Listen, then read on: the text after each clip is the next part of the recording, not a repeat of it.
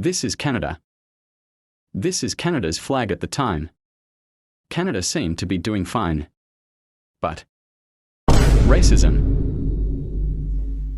Canada had many problems and issues, such as residential schools, beatings, mass executions, even children were killed, all because of that.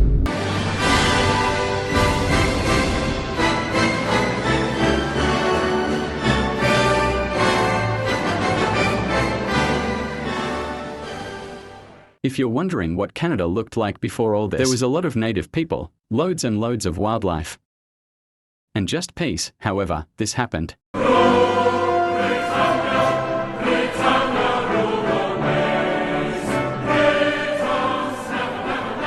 Major industrial advances happened, especially in the late 1800s.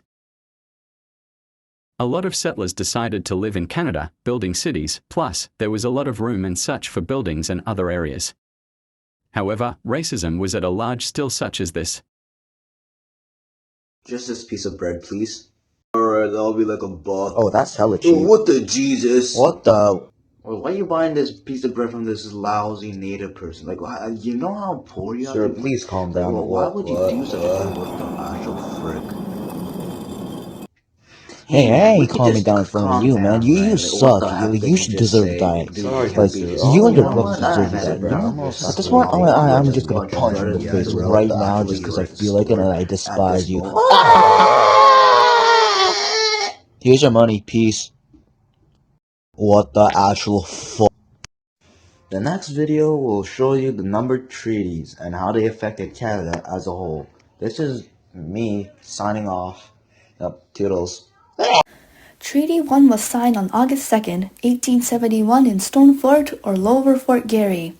The major signers of this treaty were Adams Archibald, Wemyss Simpson, and Cree leaders such as Henry Prince and William Pennefather. Treaty 1 agreed on the Indigenous receiving limited reserve land, earning money for their work, receiving farming tools and education. For the Canadian government, they obtained land rights, promised peace, law and order, and restriction of alcohol on reserve. Treaty 1 affected the people from the Chippewa tribe and Swampy Cree tribe, groups of indigenous people living in the area here, and that is basically in modern-day Winnipeg. Treaty 2 was also signed by the same members but in a different place, which is the Manitoba Post. Treaty 2's promises were also the same as Treaty 1, but the area affected by this extended to here. This is almost all of the bottom of Manitoba and a little bit in Saskatchewan.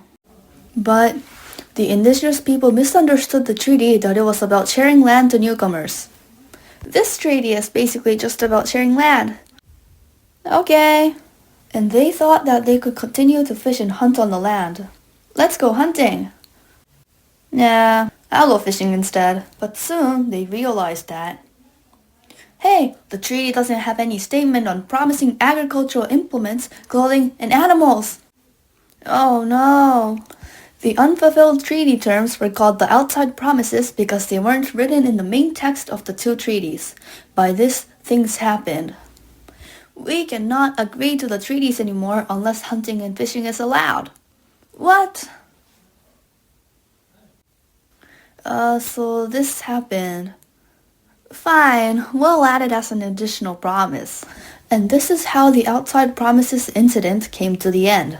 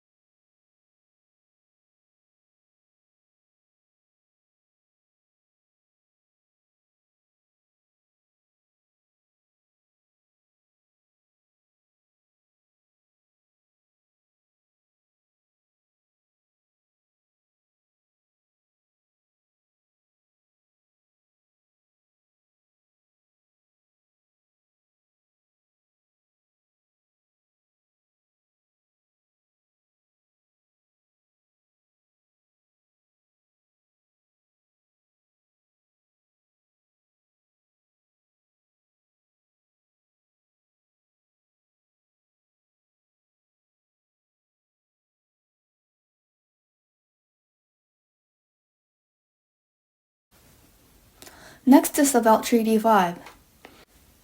In the mid-1870s, the indigenous people from the Lake Winnipeg were... Have you heard about the numbered treaties? Well, yeah, everyone's talking about it right now. I'm kinda interested in making treaties. Really? Me too. They were interested in making treaties with the Canadian government. Later on, the government agreed to have a conversations to the people of the Lake Winnipeg about the treaties. James McKay, the executive member of the Council of Manitoba, advanced to the lake to negotiate the treaties. But there was a problem. The lake area right here isn't as valuable as plains, so the contents of the treaty will be different from Treaties 3 and 4. What? By this reasoning, the treaties differed. For example, in Treaties 4 and 5, people received $12 for signing the treaty, but for Treaty 5, they only got $5. Also, the people of Treaty 4 and 5 received 460 acres of land per family, whereas the families of Treaty 5 only received 1/4 of the land they got. Other than these points, most of the promises were the same as the previous treaties. After 1875, there were some updates to Treaty 5, such as the expansion of the land that were affected by this treaty.